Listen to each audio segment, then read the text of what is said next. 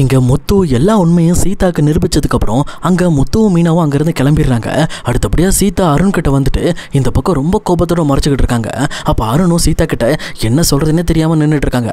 அப்போ சீதா அருணோட கன்னத்தில் பலார்னு ஒரு அறையை விட்டுட்டு, நீங்கள் எனக்கு பெரிய துரோகம் பண்ணிட்டீங்க, இந்த மாதிரி நீங்கள் ஒரு விஷயம் பண்ணுவீங்க நான் நினைக்கவே இல்லை, உங்கள் மேலே எனக்கு எந்த அளவுக்கு நம்பிக்கை வச்சுருந்தேன் தெரியுமா, உங்கள் மேலே இருந்த நம்பிக்கைக்காக எங்கள் மாமாவையும் எங்கள் அக்காவையும் அடித்து ஒதுக்கணுன்ற அளவுக்கு நான் முடிவு பண்ணியிருந்தேன், ஆனால் இப்படி நீங்கள் என்கிட்ட போய் சொல்வீங்க நான் நினைக்கலன்னு சொல்லிட்டு சீதா ரொம்ப கோபத்தோட மறுபடியும் வீட்டுக்கே போயிடுறாங்க. இதை பார்த்துட்டு அருணுக்கு என்ன பண்ணுறதுன்னு தெரியல, ரொம்பவுமே காண்டாகிறாரு. ஆனால் அந்த கோபத்தை யார் மேலே காட்டுறதுன்னு தெரியல. சொல்லப்போனால் அவர் பண்ண தப்புக்கு இப்போ மாட்டிக்கிட்டதுனால மறுபடியும் இப்போ முத்து மேலே இன்னுமே காண்டாகிட்டு இருக்காரு. இப்படி இது ஒரு சைடு இருக்க, இன்னொரு சைடு சீதாவோட அம்மா பொன்னியம்மன் கோயில் வாசலில் பூ கட்டிக்கிட்டு இருக்காங்க. அப்போ மீனாவும் அந்த இடத்துக்கு வந்து கொஞ்சம் பூ எக்ஸ்ட்ரா இருக்குமா, உனக்கு ஏதாவது தேவைப்படுமா அப்படின்ற மாதிரி அவங்க அம்மா கிட்ட கேட்டுட்டு இருக்காங்க. இப்படி இவங்க ரெண்டு பேர் பேசிட்டு இருக்க விஷயத்த அங்கே இருக்கிற ஒரு இன்ஸ்பெக்டர் ஒருத்தர் பார்க்குறாரு. அவர் வேற யாரும் கிடையாது, மீனாவுக்கும் முத்துக்கும் தெரிஞ்சவர் தான். ஏற்கனவே முத்துவை அந்த கேஸ்ல இருந்து காப்பாற்றி விட்டவர் தான். அவருக்கு டைரக்டாக மீனா கிட்ட வந்து, என்னம்மா இது உங்கள் கடை தானா, பரவாயில்லையே, நீ வீடு வீடாக போய் பூ போடுறான்னு பார்த்தா அதையும் தாண்டி இப்போ கடைலாம் வச்சிருக்கீங்களா அப்படின்ற மாதிரி சொல்கிறாங்க. அப்போ இதை கேட்டவொன்னே மீனாவும், சார் இது எங்கள் அம்மா தான் சார், எங்கள் அம்மா தான் எங்கள் கடை வச்சிருக்காங்க, நான் தனியாக வியாபாரம் பண்ணுறேன், எங்ககிட்ட ஏதாவது பூ மாறிடுச்சு இல்லை ஆர்டர் வந்தாலோ நாங்கள் கலந்து பண்ணுவோம் அப்படின்ற மாதிரி மீனா சொல்லிட்டு இருக்காங்க.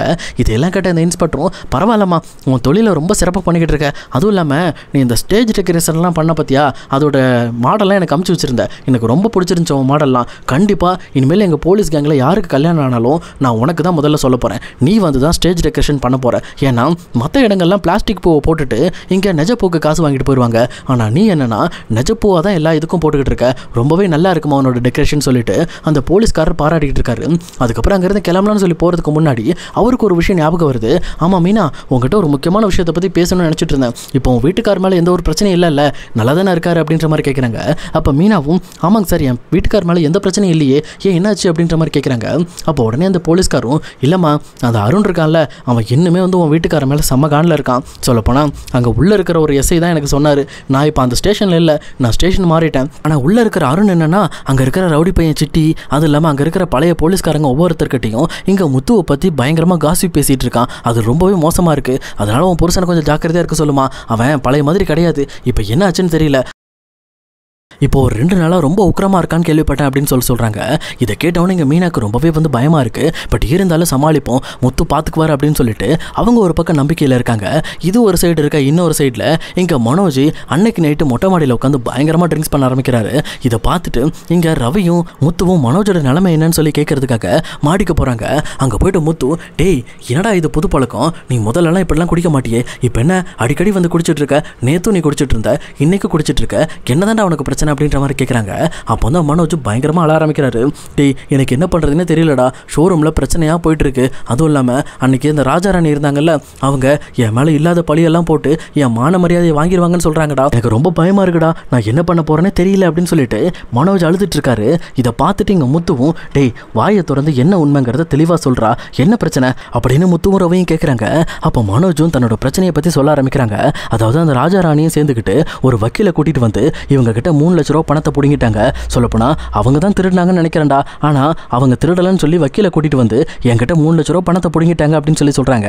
இதை கிட்ட முத்துவும், டே முட்டா பையா எதுக்கடா 3 லட்ச ரூபா நீ கொடுத்த அப்படின்னு சொல்லி கேட்குறப்போ, அந்த பொண்ணு நான் ஏதோ அந்த பொண்ணுகிட்ட தப்பாக நடந்துக்கிட்டேன்னு சொல்லி என் மேலே கம்ப்ளைண்ட் கொடுத்துருவோன்னு சொல்லி மிரட்டிடுச்சுடா, எனக்கு என்ன பண்ணுறதுன்னே தெரியல, ரோகிணி வேற பயந்து போயிட்டா, அதனால தான் ரோகிணி பேச்சை கேட்டு நானும் பணத்தை கொடுத்துட்டேன் அப்படின்ற மாதிரி முத்துக்கிட்ட சொல்கிறாங்க. இதை கேட்ட முத்து ரொம்ப கோபத்தோட, என் அறிவில்லாதவனே நாங்கள்லாம் இருக்கோம்ல, எங்ககிட்ட சொல்லலடா, இந்த பிரச்சனையை நாங்கள் டீல் பண்ணி முடிச்சு கொடுப்போம்ல, நீ தேவையில்லாமல் இப்போ அவளுக்கு எதுக்குடா 3 லட்சம் கொடுத்த அப்படின்ற மாதிரி கேட்குறாங்க.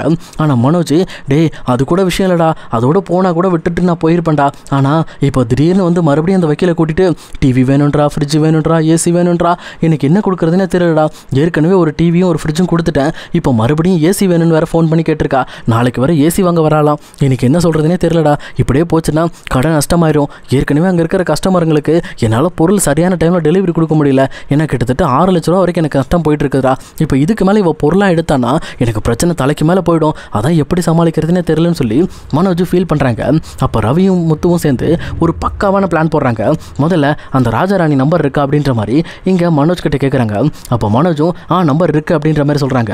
உடனே அந்த நம்பரை வாங்கி முத்துவும் இங்கே அந்த ராஜாவுக்கு கால் பண்ணுறாரு. கால் பண்ணிவிட்டு இந்த பக்கம் ராஜா கால் எடுக்கலன்னு சொல்லி தெரிஞ்சதுக்கப்புறம், ரவி இன்னைக்கு விட்டுரு, நாளைக்கு காலையில் அவங்களுக்கு ட்ரை பண்ணுவோன்னு சொல்லிட்டு காலை கட் பண்ணிடுறாங்க. அதுக்கப்புறம் அடுத்த அடுத்த நாள் காலையில் மனோஜை பிடிச்சி, டே மனோஜ், நீ ஷோரூமுக்கு இன்றைக்கி போகாத, நான் சொல்கிற வரைக்கும் நீ இங்கே இரு, மற்ற விஷயத்தை நாங்கள் பார்த்துக்கிறோன்னு சொல்லிட்டு இங்கே ரவியும் முத்துவும் சேர்ந்து ஷோரூம் போகிறாங்க.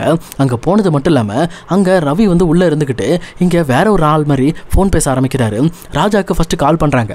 அப்போது ராஜாவும் கால் எடுத்துகிட்டு, ஹலோ நீங்கள் யார், எதுக்கு எனக்கு கால் பண்ணியிருந்தீங்க, நேற்று நைட்டு ஒரு மிஸ்ட் கால் வந்துருந்துச்சு, திருப்பி கூப்பிட்டா எடுக்க மாட்டேன்றீங்க அப்படின்ற மாதிரி ராஜா பேசுகிறாங்க. அப்போது அந்த ஷோரூமில் இருக்கிற ஒரு ஆள் மாதிரி இங்கே ரவி பேசுகிறாரு. டேய் ராஜா, நீ யாருன்னு எனக்கு தெரியாதுன்னு நினைக்கிறியா? நல்லா தெரியும்டா. சொல்லப்போனால் இந்த ஷோரூமில் 3 லட்ச ரூபா பணம் காணாமல் போச்சு பார்த்தியா, அந்த பணத்தை எடுத்ததே நான் தான் அப்படின்ற மாதிரி இங்கே ஷோரூமில் இருக்க ஒரு பையன் மாதிரி பேச ஆரம்பிக்கிறாங்க. இதை பார்த்துட்டு ராஜாவுக்கு தூக்கி வாரி போடுது. அவங்களும், நீ யாரா, நீ எப்படிடா ஷோரூமில் இருந்து பணத்தை எடுத்துட்டு என் பேரை மாட்டி விட்டு அப்படின்ற மாதிரி கேட்குறாங்க. அப்போ கரெக்டாக அந்த ஷோரூமில் இருக்க பையன் மாதிரியே பேசுகிற ரவியும், இங்கே பாரு ராஜா, நீ வந்து என்னை விட மோசமானவன். ஏன்னா நானாவது பணத்தை திருடினேன், ஆனால் நீ என்ன பண்ணிக்கிட்டு இருக்க, உன் ஒய்ஃபோட பேரை வச்சு, உன் ஒய்ஃபோட மான மரியாதையை வச்சு இந்த மனோஜ் கிட்ட பணத்தை சம்பாரிச்சுக்கிட்டு இருக்க. எனக்கும் இந்த 3 லட்சம் பத்தாதுடா. நான் நிறைய பணம் எதிர்பார்த்து தான் அந்த லாக்கரில் கை வச்சேன். ஆனால் உள்ள ஒரு 3 லட்சம் தான் இருந்துச்சு. அதுவும் இல்லாமல் இப்போ இடையில நான் சிசிடிவி ஃபுட்டேஜ் எல்லாத்தையும் நான் செக் பண்ணி பார்த்தேன். அந்த ஃபுட்டேஜில் எனக்கு கிளியராக தெரிஞ்சது என்னன்னா, இங்கே மனோஜ் வந்து உன் ஒய்ஃப் கிட்ட எதுவுமே பண்ணலை. சொல்லப்போனால் எந்த ஒரு கெட்ட விஷயமும் அவன் பண்ணலை. அந்த ஃபுட்டேஜில் நான் தெளிவாக செக் பண்ணிட்டேன். அதெல்லாம் கிளியர் கட்டாக இருக்குது. ஆனால் நீ இப்படி ஒரு விஷயத்த சொல்லி தான் அந்த மனோஜ் கிட்ட 3 லட்ச ரூபா பணத்தை ஏமாற்றி வாங்கினேன். எனக்கு இப்போ அந்த பணத்தில் பாதி வேணும். 1.5 லட்ச ரூபாய் நீ எனக்கு கொடுக்கணும். கொடுத்துட்டேன்னா இந்த விஷயத்தை நான் கொஞ்சம் சாஃப்டாக விட்டுருவேன். அப்படி இல்லைன்னா நான் இதை சாதாரணமாக விட மாட்டேன். கண்டிப்பாக நான் பணத்தை அடித்ததுக்கான ஆதாரங்கள் எதுவுமே இல்லை. அதை நான் கிளியர் பண்ணிட்டேன். ஆனால் உன் பொண்டாட்டிக்கிட்ட மனோஜ் தப்பாக நடந்துக்கிட்ட விஷயம் எதுவுமே இந்த கேமராவில் கிடையாது. அதையும் நான் தெளிவாக போலீஸ்காரங்களுக்கு தெரிகிற மாதிரி ஆதாரமாக வச்சுட்டு உன்னையும் உன் பொண்டாட்டி மாட்டி விட்டுருவேன் அப்படின்ற மாதிரி சொல்கிறாங்க. இதை கேட்டுட்டு ராஜாவும், சரி விடு கவலைப்படாத, உனக்கு நான் 1.5 லட்ச ரூபா கொடுத்துட்றேன். அப்படி இல்லைனா இப்போ கூட நான் இன்றைக்கி ஏசி வாங்க கடைக்கு வந்துட்டு இருக்கேன். அங்கே வந்துட்டு அந்த ஏசியை வாங்கி நீ வெளியில் கூட விற்றுக்க. அது எப்படினாலும் ஒரு 60,000 ரூபா வரும். அதுக்கப்புறம் ஒரு 1 லட்ச ரூபா நான் கொடுத்துட்றேன் அப்படின்ற மாதிரி இங்கே ராஜா பேசிகிட்டு இருக்காங்க. இப்படி இவங்க பேசுகிற விஷயம் எல்லாத்தையுமே ரெக்கார்ட் பண்ணிக்கிட்டு அதுக்கப்புறம் ரவியும் வெளியில் வந்துடுறாரு. இப்படி முத்துவும் ரவியும் கல்லால் உட்காந்துருக்கும் போது அந்த இடத்துக்கு ராஜா ராணியும் வக்கீலை கூட்டிகிட்டு வராங்க. அப்போ அங்கே வந்த வக்கீலும் இங்கே டேரெக்டாக இவங்க 2 பேரையும் பார்த்து, இங்கே பாருங்கள், உங்கள் அண்ணன் எங்கே இருக்காரு, அவர்கிட்ட ஒரு டீலிங் இருக்குது அப்படின்ற மாதிரி பேசிகிட்டு இருக்காங்க. அப்போது அந்த வக்கீல் கிட்ட இங்கே டேரெக்டாக ரவியுமே அவங்க பேசின விஷயம் எல்லாத்தையும் ரெக்கார்டாக போட்டு காட்டுறாங்க. இதை பார்த்துட்டு அந்த வக்கீல் செம்ம ஷாக் ஆகுறாரு. அப்போ முத்துவும், இங்கே பாருங்கள் சார், இவங்க தான் வந்து பொய்யா எங்கள் அண்ணனை ஏமாற்றி 3 லட்ச ரூபாய் பிடிங்கிருக்காங்க. இப்போ இந்த 3 லட்ச ரூபாய் இவங்க திருப்பி தரணும். சொல்லப்போனால் இந்த பணத்தை திருடினது யாருங்கிறத நாங்கள் கண்டுபிடிச்சிக்கிறோம். ஆனால் இவங்க திருடலைங்கிறது எங்களுக்கு ப்ரூஃப் ஆகிடுச்சு. ஏன்னா அந்த சிசிடிவி ஃபுட்டேஜெலாம் நாங்கள் செக் பண்ணிட்டோம். இவங்க அந்த பணத்தை எடுக்கல. அந்த பணத்தை எடுத்தது யாருங்கிறதையும் நாங்கள் கண்டுபிடிச்சிட்டோம். ஆனால் இப்போ எங்களுக்கு தேவையானது எங்கள் அண்ணன்ட்டு ஏமாற்றி வாங்கினாங்களே 3 லட்சம் பணம், அந்த பணத்தையும் அந்த ஒரு டிவி, ஃப்ரிட்ஜு, இது எல்லாம் இங்கே வரணும். அப்படி வரலைன்னா இவங்களும் இந்த மாதிரி ஃபோர்ஜரி பண்ணி ஏமாத்தினாங்கன்னு சொல்லி நாங்கள் போலீஸில் பிடிச்சி கொடுத்து இவங்க 2 பேரையும் உண்டு இல்லைன்னு பண்ணிடுவோன்னு சொல்கிறாங்க. இது கேட்டுட்டு இந்த பக்கம் ராஜாவராணியும், அண்ணே அது நாங்கள் இல்லைண்ணே, வேறு யாரோட ரெக்கார்டு எடுத்து வச்சுட்டு எங்களை பிளாக்மெயில் பண்ணுறாங்க அப்படின்ற மாதிரி சொல்கிறாங்க. ஆனால் ரவியும், இங்கே பாருமா, நீ பேசுனதுக்கான ஆதாரங்கள்லாம் தெளிவாக இருக்குது. அதுவும் இல்லாமல் மனோஜ் எங்கள் அண்ணன் உங்ககிட்ட தப்பாக நடந்துக்க முயற்சி பண்ணவே இல்லை. அவர் எதுவுமே பண்ணலை. சொல்லப்போனால் அதுக்கான சிசிடிவி ஃபுட்டேஜ் என்கிட்ட இருக்குது. நாங்கள் இப்போ ஆதாரத்தோடு நிரூபிச்சனா நீயும் புருஷனும் சேர்ந்து கிட்டத்தட்ட 3 வருஷம் கழித்துங்க வேண்டியதான், ஆளுக்கு ஒரு பக்கம் ஜெயிலில் இருப்பீங்கன்னு சொல்லிட்டு ஒரு மிரட்டிடுறாங்க. அதுக்கப்புறம் இவங்க 2 பேரும் பயந்து போயிட்டு, சார் நான் கொடுத்துட்றேன் சார்னு சொல்லிட்டு வாங்கின பணம் எல்லாத்தையுமே திருப்பி கொடுக்குறாங்க.